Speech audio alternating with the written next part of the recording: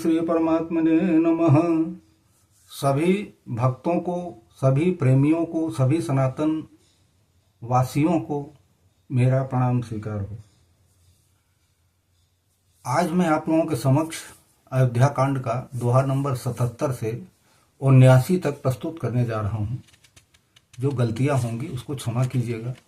प्रयास तो यही करूंगा कि अच्छा रहे, लेकिन हो सकता है कि कहीं गलती हो जाए तो उसको क्षमा कीजिएगा। और हो सके तो चैनल भी सब्सक्राइब कर लीजिए आप लोग। पहले गा के सुनाऊंगा, उसके बाद उसका अर्थ बताऊंगा। अगर अच्छा लगे तो चैनल को सब्सक्राइब भी कर लीजिएगा आप लोग। आइए शुरू किया जाए। दीनदयाल बिरदु संभारे, हरहु नाथ मम संकट भारे। सकै न बोली बिकल नर नाहू, शोक जनित उर दारुण दाहू। नाइसी सुपद यति अनुरागा, उठि रघुबीर विदातब मांगा। पितु आशीष आयसु मोहि दीजै, हरस समय विषमौकत कीजै। तात किए प्रिय प्रेम प्रमादो, जसु जग जाए होई अपवादो। सुनि स्नेह बस उठी नर नाहा, बैठारे रघुपति गहे बाहा। सुनहु तात तुम कह मुनि कहीं, राम चराचर नायक यहीं। शुभ अरु अशुभ कर्म अनुहारी, ईसु देई फलो हृदय विचारे। करई जो कर्म पाव फल सोए, निगम नीति असे कह सब कोई। दीनदयाल बिरदु संभारे, हरहु नाथ मम संकट भारे। और करे अपराध को, और पाव फल भोगो। अति विचित्र भगवंत गते, को जग जानाई जोगो। दीनदयाल बिरदु संभारे, हरहु नाथ मम संकट भारे। राय राम राखन हित लागे, बहुत उपाय किए छलो त्यागे। लखी राम रुख रहत न जाने, धर्म धुरंधर धीर सयाने। तब निपसी लाई उर लीन्ही, अति हित बहुत भांति सिख दीन्ही।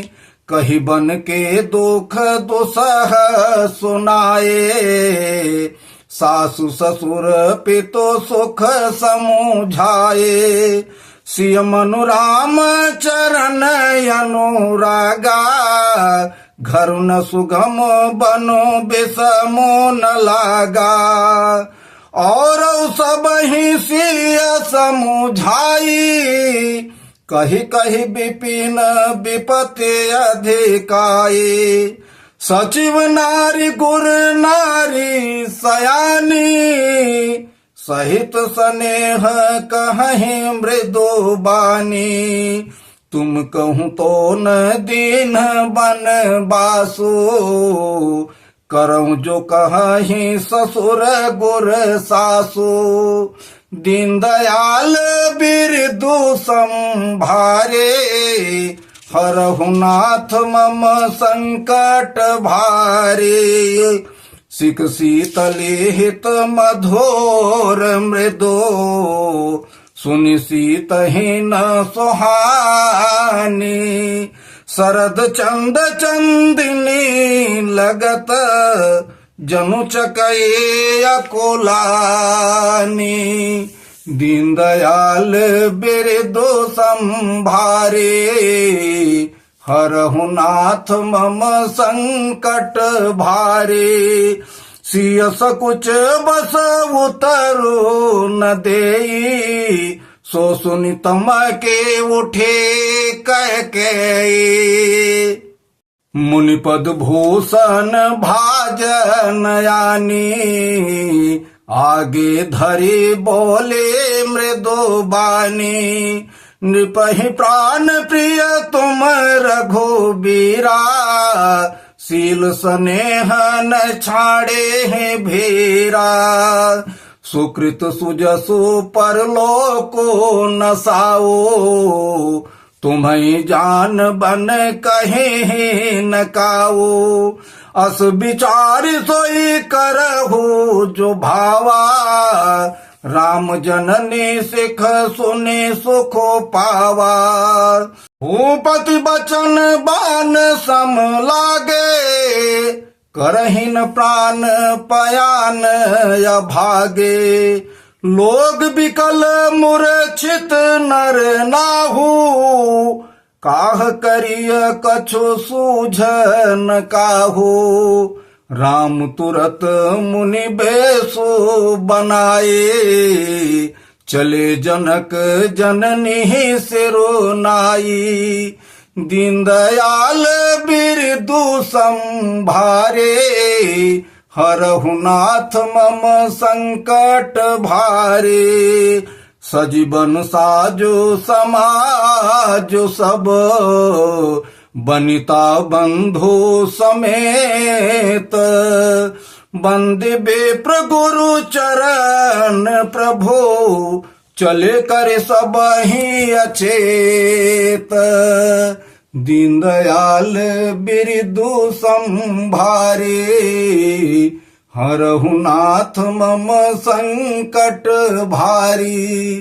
दीनदयाल बिरदु संभारे हरहु नाथ मम संकट भारे। बोलिए सियावर रामचंद्र की जय, पवन सुत हनुमान की जय। ओम श्री परमात्मने नमः। ये चौपाई जो है वो प्रभु श्री रामचंद्र जी बन जाने को बिल्कुल एकदम तैयार हैं और राजा दशरथ जो है मूर्छित पड़े हैं, व्याकुल हैं। उनके मुख से कोई वचन नहीं निकल पा रही है क्योंकि शोक के इतना शोक से ज्यादा विचलित हैं। उसका संताप इतना ज्यादा उनके हृदय में लगा है कि कुछ बोल नहीं पा रहे। तुरंत प्रभु श्री रामचंद्र जी ने प्रेम से उनके पैरों में शीश नवाया और उनसे कहा कि हे पिताजी, अब आप हमें आज्ञा दीजिए बन जाने का और आशीर्वाद दीजिए। राजा ये सुनते ही मूर्छित हो गए, व्याकुल हो गए। तो प्रभु श्री रामचंद्र जी ने कहा कि आप तो अच्छा समय है, खुशी का समय है, हर्ष का समय है और आप शोक कर रहे हैं। आप बताइए, अपने यश को नाश कर रहे हैं, जगत में आपकी निंदा होगी। ऐसा है, आप काहे कर रहे हैं? इस समय आप हमको आदेश दीजिए और हमको आज्ञा दीजिए, आशीर्वाद दीजिए अपना कि हम वन में जाएं और 14 वर्षों का वन काट करके और मैं वापस आ जाऊं। ईश्वर करे आप अच्छे रहें। अब राजा को काटो तो खून नहीं। राजा कभी ये कह सकते हैं कि आप जाओ वन? राजा तो मूर्छित पड़े, व्याकुल हो गए। तो राजा ने कहा कि हे तात, हे राम, तुमको तो मुनि लोग भी कहते हैं कि ये चराचर के स्वामी हैं, ये ईश्वर हैं और तुम जो है हमको छोड़ के बन जा रहे हो। बताओ मैं कैसे कहूं कि तुम बन जाओ, कैसे आदेश दूं? मैं नहीं आदेश दे सकता तुमको बन जाने के लिए। अब प्रभु श्री रामचंद्र जी क्या करते? उनको तो जन बन जाना ही था। कई कई तरह से समझाए, कई बात समझाए, लेकिन उनका मन श्री रामचंद्र जी का नहीं मान रहा था। बार बार यही रट लगाए थे कि आप हमको आज्ञा दीजिए और आशीर्वाद दीजिए, हम बन जाए। जब देखे कि धीर धुरंधर शक्तिमान प्रभु श्री रामचंद्र जी किसी तरह मानने को तैयार नहीं है, तब वो सीता जी को समझाने लगे कि हे बेटी, तुम कम से कम मान जाओ, तुम्हारा जाना ठीक नहीं है। सास ससुर और पिता का सुख समझाए और कहे कि तुम यहां से लेके वहां तक चाहे जहां रहो सुखी सुखी रहोगी, बन के दूसरा दुख सुनाए।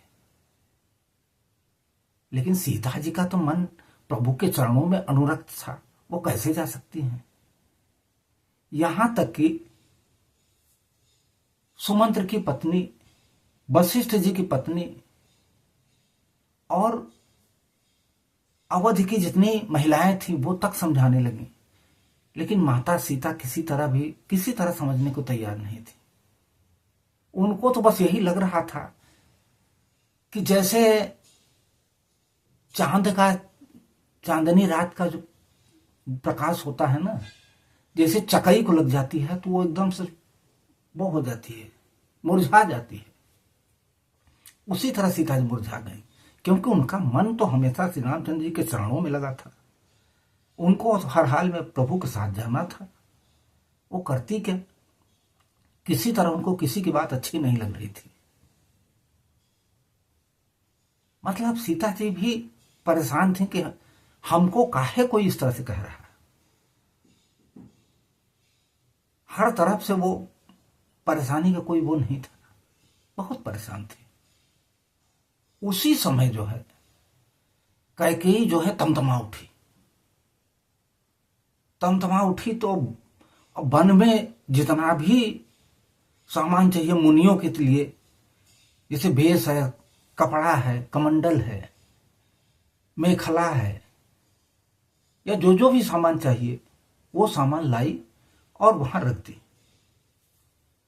रखने के बाद में श्री रामचंद्र जी से कहती है कि हे राम, तुम बुद्धिमान हो, समझदार हो, राजा तुमको कभी नहीं कहेंगे कि बन जाओ। उनका स्नेह है और प्रेम इतना ज्यादा तुम्हारे ऊपर है कि वो कभी तुमको नहीं कहेंगे कि तुम बन जाओ। इसलिए तुम अपने मन से समझो और वही काम करो। रामचंद्र जी को तो बड़ा अच्छा लगा ये सब सुन के, लेकिन राजा दशरथ को ये उसके बाण समान बात लग रहे थे, जैसे कोई बाण मान रहा हो। और वो बार बार यही मन में कह रहे थे कि ये अभागे प्राण अभी तक क्यों नहीं निकल रहे हैं, अभागे प्राण क्यों नहीं निकल रहे हैं। उसी समय प्रभु श्री रामचंद्र जी ने प्रभु अपने पिताजी को सिर नवाया और गुरु स्वामी जितने भी थे उनके सबका वंदन किया और सबको अचेत करके चल दिए। इस तरह इन चौपाइयों का जितनी आप अभी हम गा के सुनाए हैं, उनका अर्थ निष्कर्ष यहीं तक संभव है। इसके आगे अगली चौपाई जो आएगी उसका अर्थ मैं अगले भाग में आप लोगों से बताऊंगा। और चैनल को सब्सक्राइब कर लीजिए, अच्छा यही होगा। सनातन धर्म की वीडियो है, जिन सनातन धर्मियों ने इस चैनल को सब्सक्राइब कर लिया है उनको मैं बार बार अपने हृदय की वक्षस्थली से, हृदय की गहराइयों से उनका बार बार आभार प्रकट करता हूँ। अच्छा लग रहा हो तो दूसरे को शेयर भी करें, लाइक कर दें, कमेंट बॉक्स में जय श्री राम लिखें। मैं अगले भाग में फिर से मिलूंगा, तब तक के लिए जय श्री राम, राधे राधे। बोलिए सियावर रामचंद्र की जय, पवन सुत हनुमान की जय।